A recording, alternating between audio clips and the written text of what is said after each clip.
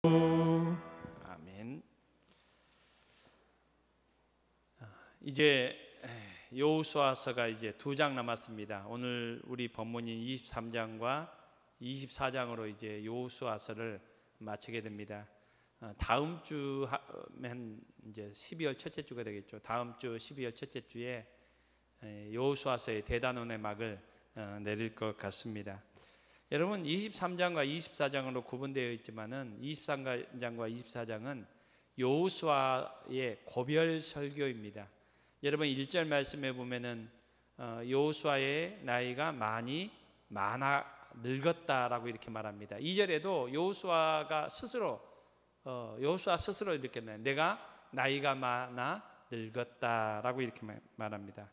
이제 하나님께서 그를 부르실 날이 멀지 않았다는 것을 이렇게 알게 되었습니다. 그래서 여호수아는 이제 두고 떠나게 되는 이스라엘 백성들에게 마지막 고별 설교를 오늘 본문인 23장과 24장을 걸쳐서 이렇게 하고 있습니다.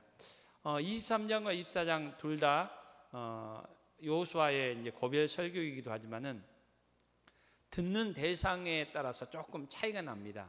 23장은 먼저 이스라엘의 리더들만 이렇게 불렀습니다. 그러니까 다 부른 것이 아니라 고별 설교의 대상이 소수 리더들에게 이제 한 말입니다. 그리고 24장에 가면은 이제 이스라엘 백성들 전체를 향하여 이제 고별 설교를 하는 그 내용이 나옵니다. 그래서 23장과 24장 둘 다 여호수아의 고별 설교이지만은 먼저는 23장 오늘 본문은 이제 리더들을 향해서 말씀했고, 또 24장은 이스라엘 백성들 전체를 향해서 한 고별 설교이기도 합니다. 제가 23장 오늘 본문 말씀이 23장이기 때문에 23장 전체를 이렇게 쭉 살펴보았습니다. 23장은 16절로 이렇게 구성되어 있는데 여호수아의 이제 고별 설교 23장을 전체를 살펴보면서 저에게 특별히 인상적인 구절이 있었습니다. 오늘 본문 우리가 1절로 6절까지에는 나오지 않지만은 그 구절은 14절의 내용입니다. 14절에서 여호수아가 이렇게 얘기합니다. 보라, 나는 오늘 세상이 가는 길로 간다라고 이렇게 말합니다. 나는 오늘 세상이 가는 길로 간다라고 이렇게 말합니다. 여러분, 온 세상이 가는 길, 이 길은 어떤 길입니까? 모든 사람들이, 모든 이 세상의 인류가 갔던 길을 말합니다.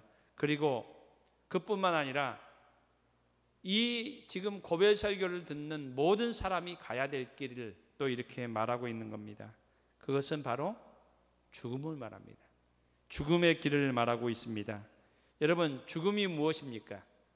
여러분, 평상시에 죽음에 대해서 얘기를 좀 대화를 하십니까?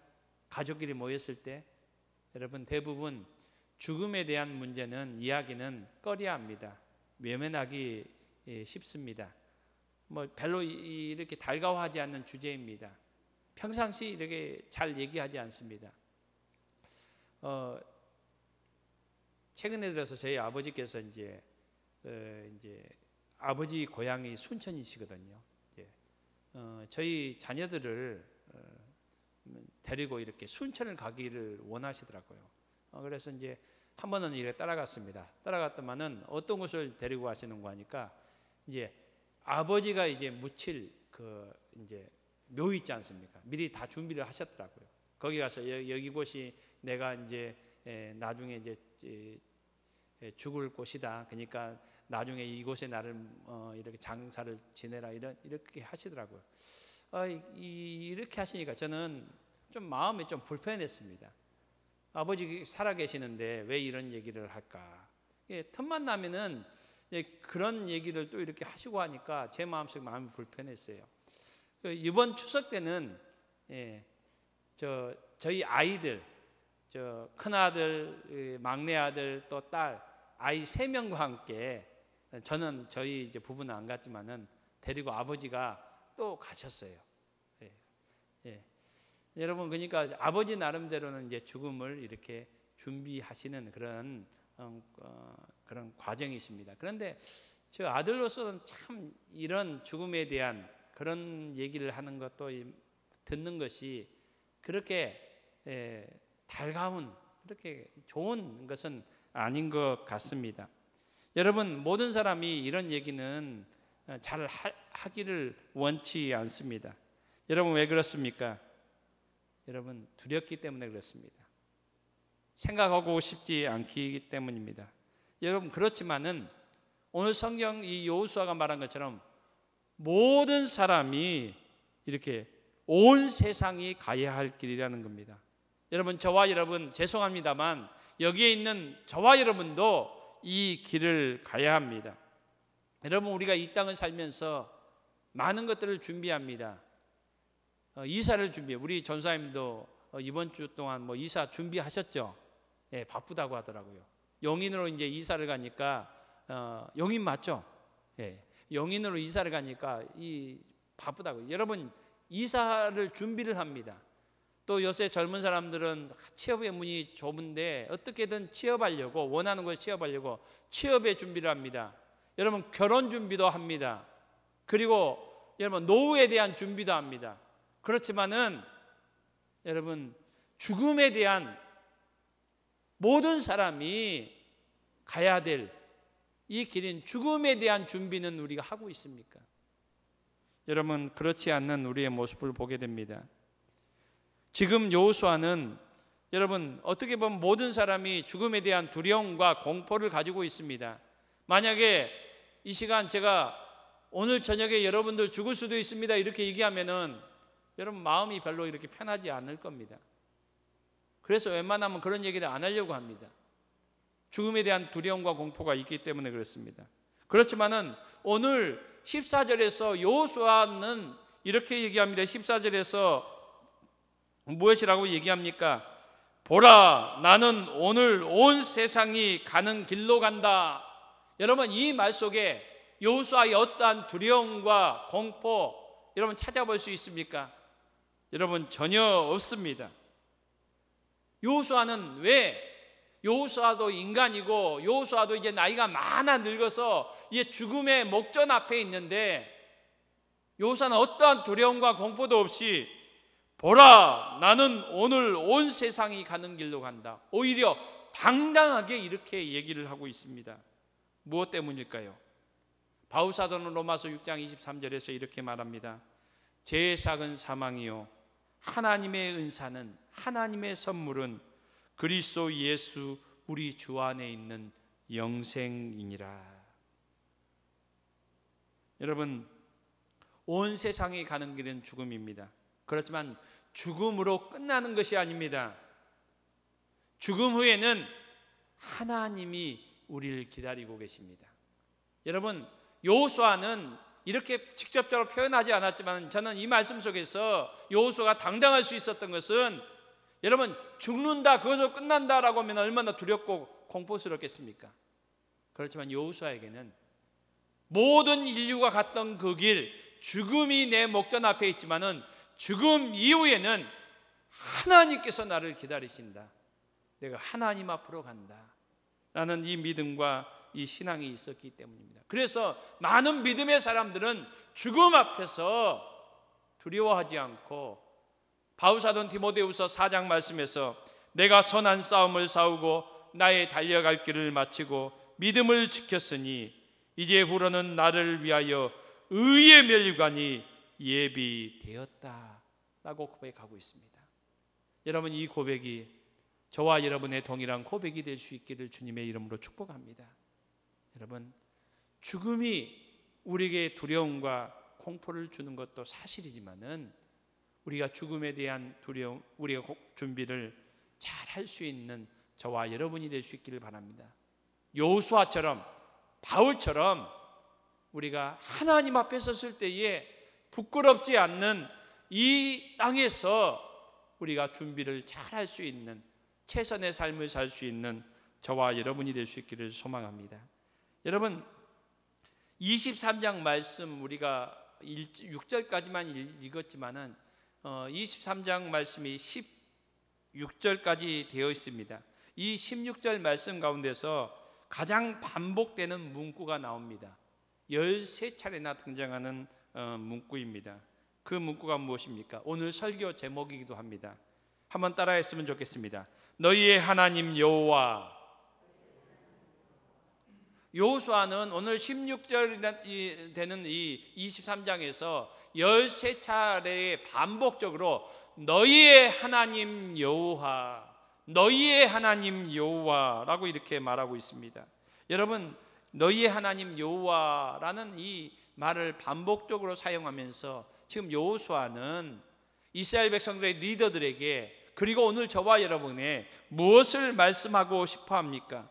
특별히 여러분, 모든 내용에서 나와 있지만 3절에서 그것을 명확히 우리에게 말해주고 있습니다. 3절은 이렇게 말씀하고 있습니다. 너희의 하나님 여호와께서 너희를 위하여 이 모든 나라에 행하신 일을 너희가 다 보았거니와 너희의 하나님 여호와 그는 너희를 위하여 싸우신 이시니라. 여러분, 하나님이 모든 나라에 행하신 일, 그러니까 지금까지 가나안 땅까지 오면서 하나님께서 행하신 일, 하나님께서 그 모든 일을 행했다는 겁니다.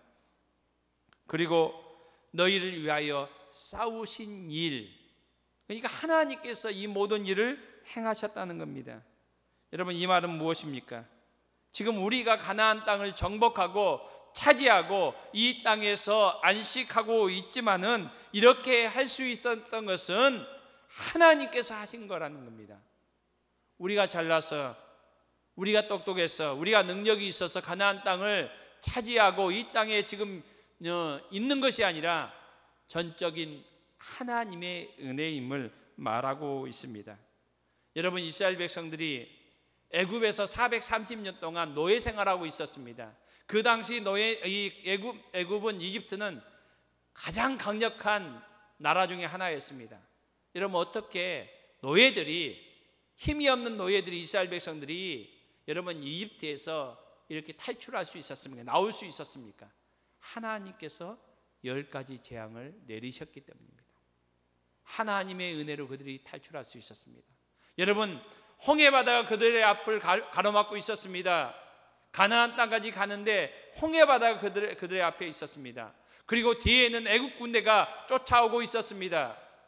그들은 죽을 수밖에 없었습니다. 거기서 망할 수밖에 없었습니다. 아니면 다시 애굽으로 끌려갈 수밖에 없었습니다. 여러분, 누가 그들을 구원하셨습니까? 하나님께서 홍해바다를 갈라주셨습니다. 여러분, 그들의 불순종으로 여러분 광야에서 40년 동안 여러분 방황할 수밖에 없었습니다. 먹을 것도 없었습니다. 입을 것도 없었습니다. 뜨거운 태양빛 아래서 여러분 어떻게 그들이 그곳에서 생존할 수 있었습니까? 하나님께서 낮에는 구름 기둥으로, 밤에는 불 기둥으로 인도하셨고, 하나님께서 매일매일 일용할 양식 만나와 메추라기를 공급해 주셨습니다. 이를 행하신 분이 너희의 여호와 하나님, 바로 하나님의 은혜로 그들이 광야 40년을 버틸 수 있었습니다. 여러분, 어떻게 요단강을 건널 수 있었습니까? 하나님께서 요단강을 건너게 하셨고, 여러분 어떻게, 여러분 여리고성을 어떻게 무너뜨릴 수 있었습니까? 이스라엘 백성들은 결코 그 여리고성을 정복할 능력이나 힘이 없었습니다.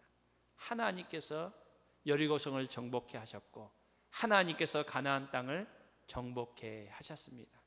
이 모든 것이 하나님의 은혜입니다. 그러므로 이거 너희의 하나님 여호와를 이렇게 계속적으로 반복하는 것은 지금 여호수아가 하나님의 은혜로 지금 너희들이 여기까지 왔고, 앞으로도 하나님의 은혜로 너희가 살아갈 수 있는 것을 계속적으로 반복하고 있습니다. 사랑하는 월계교회 성도님 여러분, 이와 마찬가지로 바울 사도는 저와 여러분에 대해서 무엇이라고 말씀하고 있습니까? 로마서 5장에서는 우리가 아직 연약할 때에, 우리가 아직 죄인 되었을 때에, 그리고 우리가 하나님과 원수 되었을 때에라고 이렇게 말합니다. 그리고 바울 사도는 에베소서 2장 말씀에서 죄와 허물로 죽었던 너희라고 말하고 있습니다. 저와 여러분이 죄와 허물로 죽었다고 이렇게 말씀합니다. 그리고 육체의 욕심을 따라 살던 본질상 진노의 자녀다라고 이렇게 말하고 있습니다. 우리에겐 소망이 없고 오직 하나님의 진노밖에 없는 그런 대상이었다는 겁니다. 죄로 말미암아 하나님의 영광에 이르지 못할 뿐만 아니라 죄값으로 하나님의 진노를 피할 수 없는 사람들이라고 말씀하고 있습니다. 여러분, 그런데 저와 여러분에게 어떻게 하나님의 구원의 은혜가 임했습니까? 그리고 어떻게 우리가 하나님의 자녀가 되었습니까? 바로 너희의 하나님 여호와 그가, 여러분, 하나님의 은혜입니다. 하나님의 은혜로 저와 여러분이 구원을 받았고 하나님의 은혜로 저와 여러분이 하나님의 자녀가 되었습니다. 그래서 여호수아는 너희의 하나님 여호와가 너희를 위하여 싸우셨고 싸우시리라. 하나님께서 저와 여러분에게 구원의 은혜를 허락하여 주셨고 또 저와 여러분이 하나님의 나라의 끝까지 갈 수 있도록 하나님께서 저와 여러분을 위하여 싸워 주신다라고 이렇게 말씀하고 있습니다. 이 하나님을, 그리고 이 하나님의 은혜를 기억할 수 있는 저와 여러분이 될 수 있기를 주님의 이름으로 축복합니다. 여러분, 매일매일 살아가면서 하나님의 은혜 없으면 살아갈 수 없는 자들임을 우리가 고백하며 살아갈 수 있는 저와 여러분이 될 수 있기를 바랍니다. 그러면서 여호수아는 이 하나님의 은혜 가운데 사는, 그 하나님의 은혜를 누리는 삶이 무엇인지를 말씀하고 있습니다.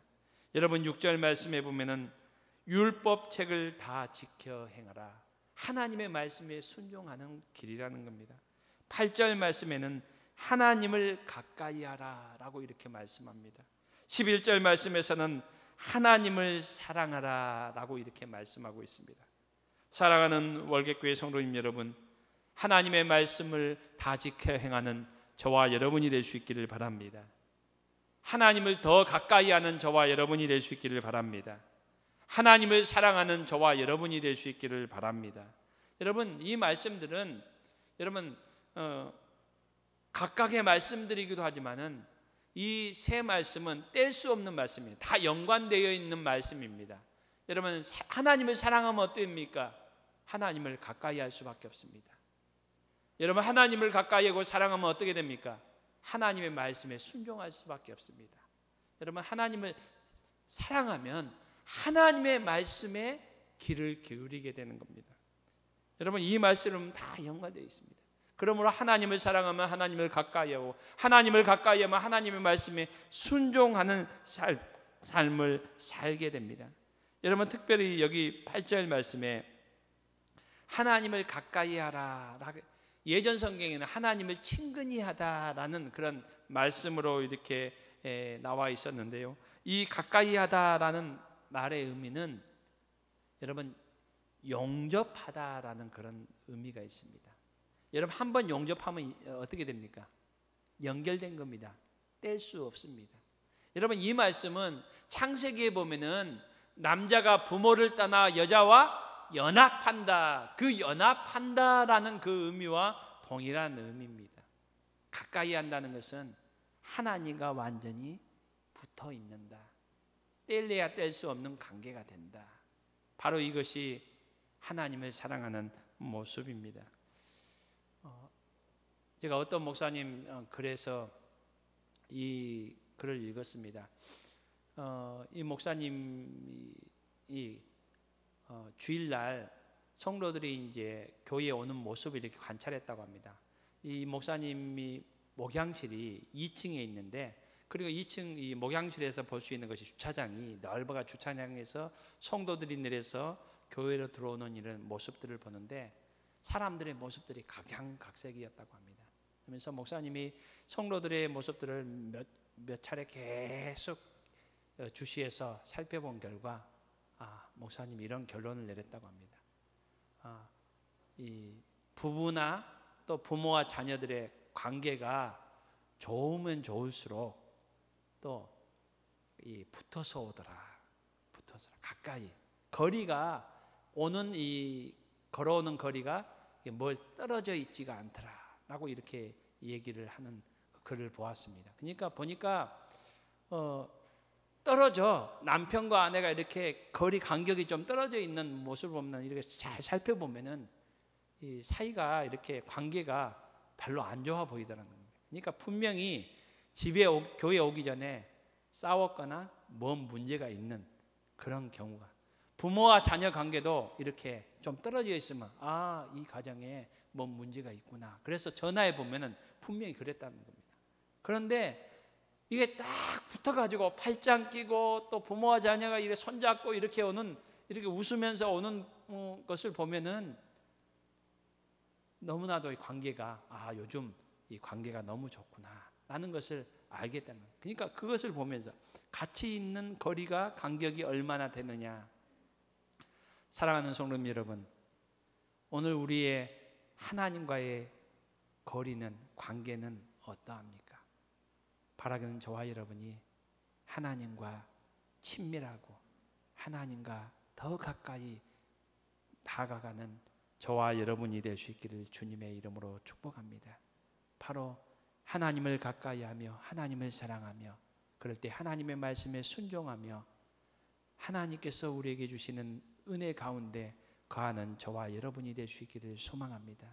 왜냐하면 하나님의 백성은 하나님의 은혜로만, 또 하나님의 은혜로서 살아가는 백성이기 때문입니다.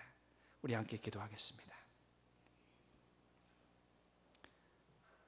하나님, 하나님의 은혜로 살아가는 우리의 삶을 하나님께서 인도하여 주시고 지켜 주실 줄로 믿습니다. 하나님, 이 땅의 것에 너무 두리번거리지 않게 하여 주시고 하나님의 은혜를 사모하며 하나님의 은혜로 살아가는 우리가 되게 하여 주시옵소서. 예수님의 이름으로 기도드립니다. 아멘. 우리